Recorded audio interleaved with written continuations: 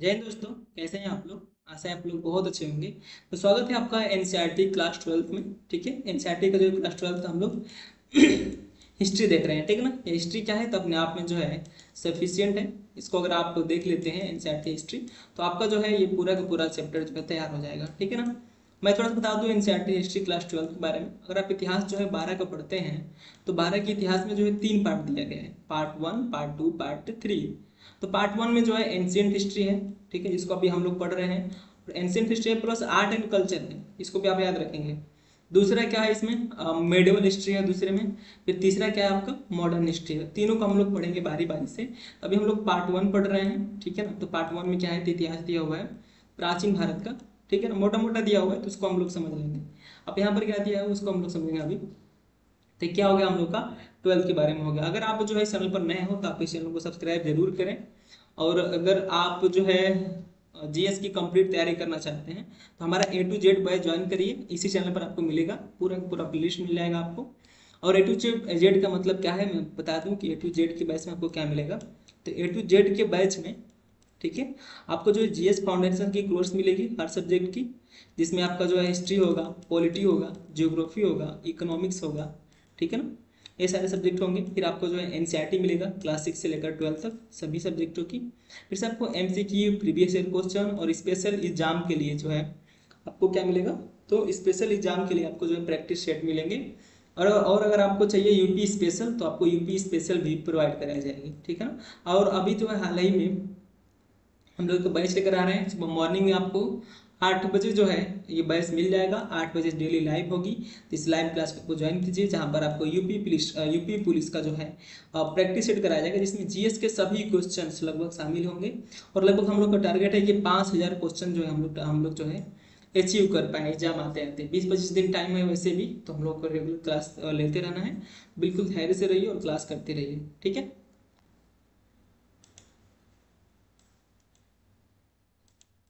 हम लोग क्या देख रहे थे इसमें, जो है राजा, किसान और नगर। राजा, किसान और नगर ये कब की बात कर रहे हैं, तो हम लोग जो है इसके पहले वाला जो चैप्टर रहा है उसमें जो है हम लोग 600 BC तक कंप्लीट कर चुके हैं, जिसमें सिंधु घाटी सभ्यता वगैरह उसमें था। ठीक है, तो इसमें क्या दिया है, तो 600 BC से पहले, सॉरी 600 BC से लेकर के, कब से लेकर के 600 से BC से लेकर के 600 AD तक।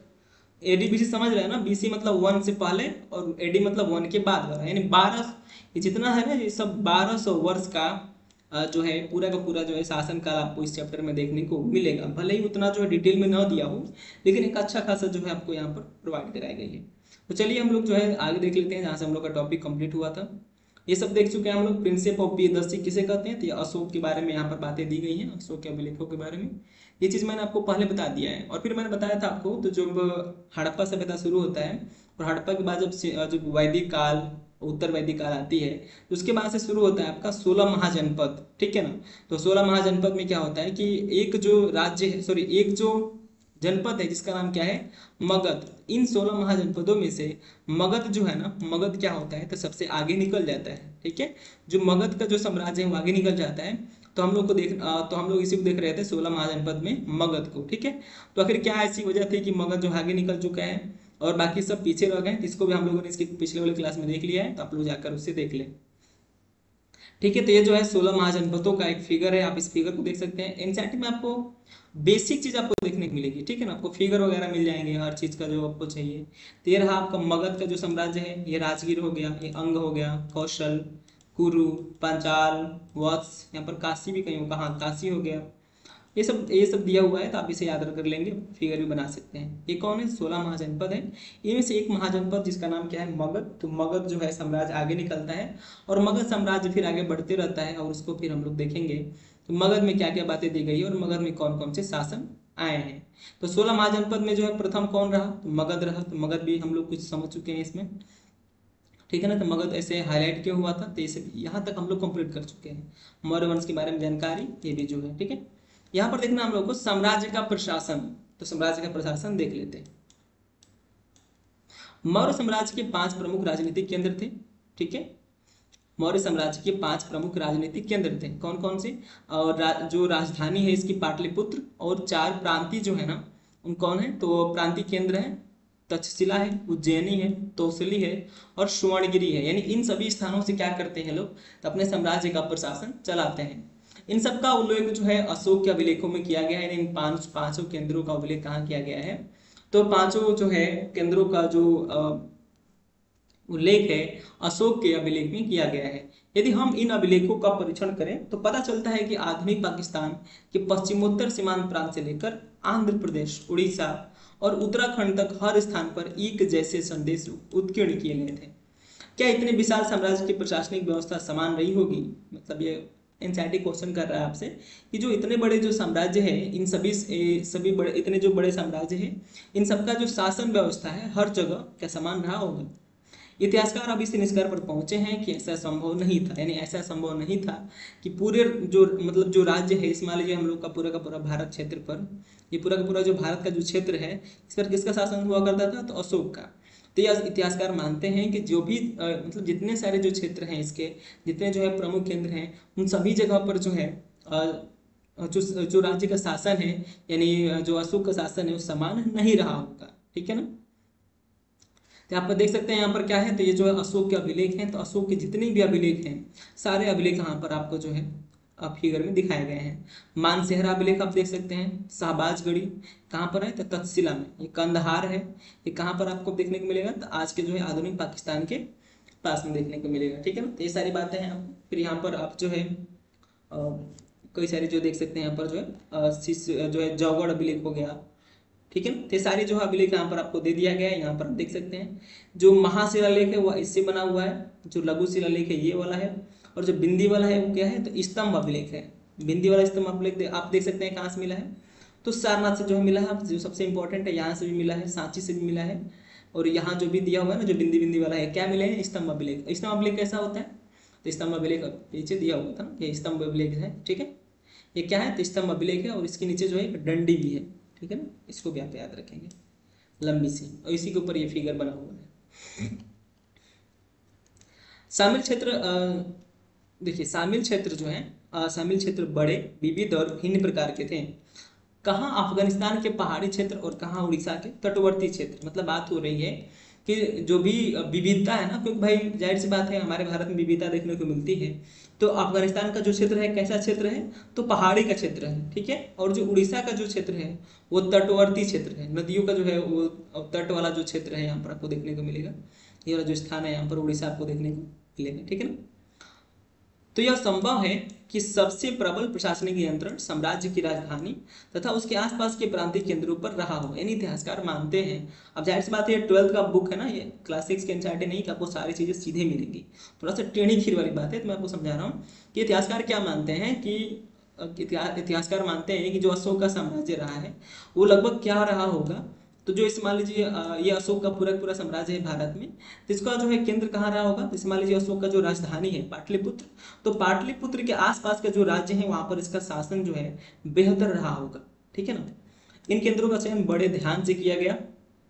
तक्षशिला और उज्जैनी दोनों लंबी दूरी वाले महत्वपूर्ण व्यापार मार्ग पर स्थित थे, जबकि स्वर्णगिरी अर्थात जो सोने के पहाड़ है कर्नाटक में सोने की खदान के लिए उपयोगी था। मतलब ये लोग जो है प्रमुख जो केंद्र बनाए हैं अपने राज्य की राजधानी का, वो मतलब जो है काफी क्या किए हैं लोग, इंपॉर्टेंस रखे हैं इसका। ठीक है ना, जो सोने की खदान वाले जो जगह है उसको बना लिए हैं। तक्षशिला है, जो उज्जैनी है, वो क्या है, तो व्यापार मार्ग वाले जो रास्ते हैं, तो इनको जो है अपने कैप्चर में रखने का एक अच्छा सा तरीका यहाँ पर देखने को आपको मिल सकता है। साम्राज्य के संचालन के लिए भूमि और नदियां जो है, भूमि और नदियों दोनों मार्गों से आवागमन बना रहना अत्यंत आवश्यक था। राजधानी से प्रांतों तक जाने में कई सप्ताह या महीनों का समय लगता होगा। इसका अर्थ यह है कि यात्रियों के लिए खान पान की व्यवस्था और उनकी सुरक्षा भी करनी पड़ती होगी। यह स्पष्ट प्रतीत होता है कि सेना सुरक्षा का एक प्रमुख माध्यम रहा होगा। यानी बात कर रहे हैं किसकी, सेना की। मेगास्थनीज ने सैनिक गतिविधियों के संचालन के लिए एक समिति और 6 उप समितियों का उल्लेख किया है। यानी जो मेगास्थनीज है जो कब आया था, तो चंद्रगुप्त मौर्य के समय में आया था। ठीक है, चंद्रगुप्त मौर्य के समय में आया था ना। ठीक है ना, तो इसमें आया था जब मतलब आया था कौन, मेगास्थनीज। तो मेगास्थनीज ने जो है एक प्रकार का दूत हुआ करता था। ठीक है, तो इसने जो है चर्चा की है, क्या चर्चा की है, तो एक समिति की और 6 उप समितियों की चर्चा की है। इनमें से एक का काम क्या होता था, तो नौसेना का संचालन करना, तथा दूसरे का काम क्या होता था, तो यातायात और खान पान का संचालन करना। तीसरे का काम जो है पैदल सैनिकों का संचालन, चौथी का जो है अश्वरोहियों का, पांचवी का रथरोहियों का, तथा छठी का जो काम जो होता था वो हाथियों का संचालन करना होता था। दूसरी उप समिति का दायित्व विभिन्न प्रकार का था, उपकरणों के ढोने के लिए बैलगाड़ियों की व्यवस्था, जो सैनिकों के लिए क्या होता था तो भोजन की व्यवस्था, ठीक है, जानवरों के लिए जो चारे की व्यवस्था, तथा सैनिकों के देखभाल के लिए सेवकों और शिल्पकारों की नियुक्ति करना। यानी किसके बारे में बता रहा है, ये समितियों और उप समितियों के बारे में यहाँ पर बता रहा है कि मतलब कैसे जो है शासन चलता था किसका, मगध के समय में, ठीक है ना। अशोक ने अपने साम्राज्य को अखंड बनाए रखने का प्रयास किया। ऐसा उन्होंने जो है धम्म के प्रचार द्वारा भी किया। यानी अशोक ने क्या किया, धम्म का प्रचार किया, यानी बौद्ध धम्म का इसने जो है प्रचार किया। जैसे कि आपको पता होगा, स्टोरी सुना होगा आपने कि जो अशोक है, जब वो कलिंग युद्ध लड़ रहा था तो कलिंग युद्ध में लड़ते लड़ते क्या हुआ ना कि बहुत जो है वहां पर जान माल की एक तरह से हानि हुई और बहुत जो है बेकसूर लोग भी वहां पर मरे, ठीक है। जैसे जो सैनिक है उसका क्या कसूर है युद्ध में भाई, अगर एथिकल रूप से अगर आप देखेंगे तो युद्ध किसके बेस में होना चाहिए, राजा और राजा, पर यहाँ ऐसा होता नहीं है। राजा राजा नाम है पर लड़ कौन रहा है, बीच के जो लोग हैं, जो गरीब हैं, जो मजदूर हैं, जो किसान हैं, उनके जो बेटे हैं, जो क्या हैं तो वो सिपाही हैं, तो लड़ रहे हैं ना अपने आप में। मरेगा कौन, तो सिपाही मरेंगे, राजा तो कहीं बाद में मरेगा, वो भी मरेगा कि समझौता कर लेगा, वो भी कोई ठीक नहीं है। तो ये जब देखता है तो कहीं ना कहीं उसकी आंखें खुलती है और उसको लगता है कि ये कौन है, तो बेकसूर लोग हैं जिनको मरना नहीं चाहिए। तो वहीं पर जो है भेरी घोष के स्थान पर क्या करता है, तो धम्म घोष की, यानी भेरी घोष मतलब युद्ध के नगाड़े, यानी अब युद्ध को छोड़ करके धम्म की बात करता है और यहीं पर जो है बौद्ध धर्म के प्रचार प्रसार करने के लिए अशोक जो है तत्पर होता है और अपने बेटे बेटियों को दूसरे देशों में भी, अंतर्राष्ट्रीय में भी क्या करता है तो जो है बौद्ध धर्म की जो है प्रचार प्रसार करने के लिए भेजता है, ठीक है ना। आशा है आपको इतनी बातें समझ में आई होंगी। जैसा कि हमने अभी ऊपर पढ़ा, धम्म के सिद्धांत बहुत ही साधारण और सार्वभौमिक थे। अशोक के अनुसार धम्म के माध्यम से लोगों का जीवन इस संसार में और इसके बाद के संसार में अच्छा रहेगा। यानी अशोक का मानना था कि जो जो धम्म है, ठीक है, जो बौद्ध धर्म है, बौद्ध धर्म अगर कोई व्यक्ति अपनाता है तो उसका जो जीवन है, जो वर्तमान में चल रहा है, वो जीवन भी बेहतर होगा। और जब वो व्यक्ति मर जाएगा तो भगवान के पास जाएगा, ठीक है, तो वहां पर भी क्या होगा, इसको तो बेहतर वहां पर भी एक जीवन मिलेगा। धम्म के प्रचार के लिए धम्म महामात्य नाम से विशेष अधिकारियों की नियुक्ति की गई, ठीक है। क्या किया गया, तो धम्म महामात्य यानी बहुत बड़े अधिकारी हुआ करते थे, विशेष अधिकारी हुआ करते थे, जो क्या करेंगे तो बौद्ध धर्म को जो है प्रचार प्रसार करेंगे, ठीक है ना। तो ये बातें यहाँ पर आपको समझ में आई होंगी। ये क्या था, इसके प्रशासन का एक पूरा का पूरा ढांचा था। अब दिया हुआ है कि जो है मौर्य साम्राज्य कितना महत्वपूर्ण था, ठीक है। यहाँ पर एक स्रोत दिया हुआ है, स्रोत हम लोग थोड़ा सा देख लेते हैं। मेगास्थनीज के विवरण का एक अंश दिया गया है। साम्राज्य के महान अधिकारियों में से कुछ नदियों की देखरेख और कुछ भूमि मापन का काम करते हैं। यानी जो साम्राज्य है, यानी जो मगध का जो साम्राज्य है, इसमें मौर्य जो साम्राज्य है, मौर्य साम्राज्य में जो बड़े बड़े जो अधिकारी हैं वो क्या करते हैं, तो कुछ जो है नदियों की देखरेख करते हैं, कुछ लोग भूमि मापन का काम करते हैं, ठीक है। जैसा कि मिस्र में होता है, कुछ प्रमुख नहरों से उपनहरों के लिए छोड़े जाने वाले पानी के मुख्य द्वार का निरीक्षण करते हैं ताकि हर स्थान पर पानी की समान पूर्ति हो सके। यानी मतलब एक तरह से कह सकते हैं ना आप लोग, सिस्टमेटिक ढंग से जो है, जो आज के आधुनिक युग में होता है, हमारे लोकतंत्र में होता है, वो काम जो है अशोक के समय हुआ करता था। नहरों पर ध्यान है, ठीक है, और जो छोटे छोटे जो जगह है वहां पर भी किसका ध्यान है, तो राजा का ध्यान है, जो अपने आप में क्या है कि बहुत बड़ी बातें होती हैं, ठीक है ना। यही अधिकारी शिकारियों का संचालन करते हैं, यही अधिकारी शिकारियों का संचालन करते हैं और शिकारियों के कृत्यों के आधार पर इनाम या दंड भी देते हैं। वे कर वसूली करते हैं भूमि से, मतलब ये जो अधिकारी हैं मौर्य साम्राज्य के, क्या करते हैं, टैक्स भी वसूलते हैं। अगर आपको जो एनसीईआरटी में थोड़ा सा प्रॉब्लम हो रहा होगा तो इस क्लास को अगर आप पूरा देखेंगे तो प्रॉब्लम नहीं होगा, अन्यथा आप जा करके क्या देख सकते हैं, तो हमारी जो है एंशिएंट हिस्ट्री की स्टैटिक जीएस आप देख सकते हैं। एक बार एनसीईआरटी पढ़ लीजिए और उसके बाद से आप जा करके जीएस पढ़ लीजिए, या एक बार जीएस पढ़ लीजिए या उसके बाद से क्या करिए एनसीईआरटी पढ़ लीजिए। ये दोनों पढ़ लेंगे ना तो आपका जो है पूरा का पूरा जो तैयारी है वो हो जाएगा, ठीक है ना।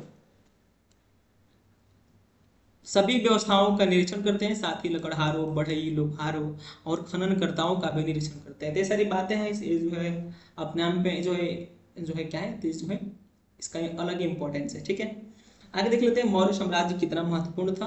19वीं सदी में जब इतिहासकारों ने भारत के आरंभिक इतिहास की रचना करनी शुरू की तो मौर्य साम्राज्य को इतिहास का एक प्रमुख काल माना गया। जब इतिहासकार जो है, जब इतिहास जो हमारे जो इतिहासकार हैं, हिस्टोरियन हैं, जब वो इतिहास लिखने बैठे तो उनको पता चला कि जो मौर्य साम्राज्य है उसका क्या है, तो एक अलग ही इंपॉर्टेंस है। इस समय भारत जो है ब्रिटिश साम्राज्य के अधीन एक औपनिवेशिक देश था जब ये लिखा जा रहा था। 19वीं और आरंभिक 20वीं सदी के भारतीय इतिहासकारों को प्राचीन भारत में एक ऐसे साम्राज्य की संभावना बहुत चुनौतीपूर्ण तथा उत्साहवर्धक लगी। अब देखिए ये क्या बात हो रही है, जब ये इतिहास लिखा जा रहा था तो उस समय जो हम लोग क्या थे, तो हम लोग जो है ब्रिटेन के गुलाम हुआ करते थे। और एक ऐसी परिस्थिति थी कि हम लोगों को लगता था ना कि ब्रिटेन के अलावा जो है हम लोगों के पास क्या है, तो कुछ भी नहीं है। यानी ये जो गोरे लोग जो हम पर शासन कर रहे हैं ये बहुत अच्छी चीज़ है, ठीक है, हमारा कोई इतिहास नहीं है, हमारा कोई वजूद नहीं है। लेकिन जब इन लोगों को, जब आज़ादी के समय में जब ये बात पता चलती है, जब ये बात पता चलती है कि हमारे पास भी एक ऐसा राजा रहा है, एक ऐसे शासन काल रहा है जो क्या करता था कि जो आज के जो लोकतंत्र जो ब्रिटेन में है, जो हम पर शासन कर रहे हैं, उससे कहीं बेहतर जो है मौर्य साम्राज्य हुआ करता था। तो जब ये लोग जो है, जब इन लेखकों को और इन जो है क्या कर सकते, इनको जो है जो हमारे स्वतंत्रता सेनानी हैं, तो इनको जब ये बातें पता चलती है तो ये जो है उत्साहपूर्वक क्या होते हैं, तो मतलब इनको मतलब ये एक तरह से इंटरेस्ट जग जाता है, जगेगा नहीं इनको, क्योंकि जब आपको पता हो कि हमारे पास कुछ भी नहीं है और फिर आपको पता चल रहा है कि आपके पास तो एक ऐसी चीज़ रही है, एक ऐसा आपका इतिहास रहा है कि आप उसको जो है कल्पना भी नहीं कर सकते, ठीक है। तो एक बहुत ही महत्वपूर्ण रहा है। साथ ही प्रस्तर मूर्तियों सहित जो है मौर्यकालीन सभी पुरातत्व एक अद्भुत कला के प्रमाण थे जो साम्राज्य की पहचान मानते जाते हैं। यानी जब जो मौर्यकालीन जो मूर्तियां मिली, जो पुरातात्विक जो स्रोत मिले, तो इनसे क्या मिला, एक तरह से एक अद्भुत जो है कला का प्रमाण मिला। इतिहासकारों को लगा कि अभिलेखों पर लिखे संदेश अन्य शासकों के अभिलेखों से भिन्न है। यानी जो हमारे इतिहासकार हैं वो क्या करते हैं, तो इतिहासकार जो है एक तरह से खोजें कि मतलब कंपेयरिंग किया ना जब अन्य शासनों से, तो इनके जो सिक्के हैं और इनके जो अभिलेख हैं, अशोक के अभिलेख और अन्य जो अभिलेख हैं उनमें बहुत भिन्नता मिली है। उनमें इसमें उन्हें यह लगा कि अन्य राजाओं के अपेक्षा अशोक एक बहुत शक्तिशाली और परिश्रमी शासक थे। साथ ही वे बाद के उन राजाओं की अपेक्षा विनीत भी थे, ठीक है, जो अपने नाम के साथ बड़ी बड़ी उपाधियां जोड़ते थे। इसलिए इसमें कोई आश्चर्यजनक की बात नहीं थी। 20वीं सदी के राष्ट्रवादी नेताओं ने भी अशोक की प्रेरणा को स्रोत मानी। फिर भी मौर्य साम्राज्य कितना महत्वपूर्ण था, यह साम्राज्य मात्र 150 साल तक ही चल पाया और जिसे उपमहाद्वीप में के इस लंबे इतिहास में बहुत बड़ा काल नहीं माना जा सकता है। इसके अतिरिक्त यदि आप मानचित्र 2 को देखें तो पता चलेगा कि मौर्य साम्राज्य उपमहाद्वीप के सभी क्षेत्रों में नहीं फैल पाया था। यहाँ तक कि साम्राज्य की सीमा के अंतर्गत भी नियंत्रण एक समान नहीं था। दूसरी शताब्दी ईसा पूर्व आते आते महाद्वीप के कई भागों में नए नए शासक और रजवाड़े स्थापित होने होने लगे। मैंने आपको जो है एंशिएंट हिस्ट्री वाले जो स्टैटिक चीज़ है वहाँ पर मैंने बताया है कि जब अशोक का शासन काल जब समाप्त होता है तो कई सारी जो क्षेत्रीय शक्तियाँ हैं वो उभरती हैं। ये सारी बातें जहाँ पर हम लोग का जो अशोक वाला जो सिस्टम है यहाँ पर समाप्त होता है। फिर कल वाले लेक्चर में हम लोग देखेंगे कि राजधर्म के नवीन सिद्धांत क्या क्या है। बाकी कोई डाउट है तो आप जो क्या करिए, डायरेक्ट हमसे पूछ लिया करिए, ठीक है। तो आज के लिए बस इतना ही। नेक्स्ट क्लास हम लोग नेक्स्ट लेंगे।